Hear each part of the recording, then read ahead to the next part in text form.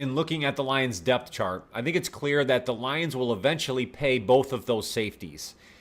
And looking ahead, that in turn would make me believe the Lions aren't looking to make a splash in free agency in the secondary. Let's say, for instance, a guy at cornerback, DJ Reed, coming from the Jets, or a safety, Javon Holland, coming from the Miami Dolphins. I don't think the Lions will end up paying a contract that large, considering you're going to have to pay both of your safeties.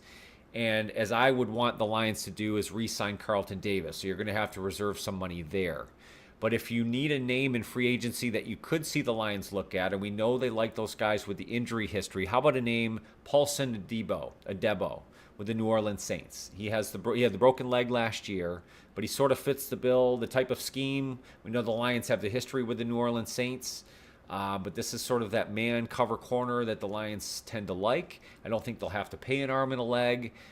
If the Saints don't end up signing him, he could be available. And again, short-term prove-it deal that the Lions like that could build some depth there at cornerback.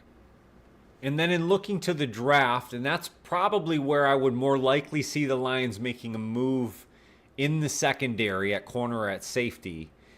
But I don't see them necessarily making that move early on in the draft. But if, let's say, a player falls to them that they really love or feel like they have a higher first round grade on, let's say a guy like Siobhan Revelle out of East Carolina. I also like the Notre Dame player, Benjamin Morrison.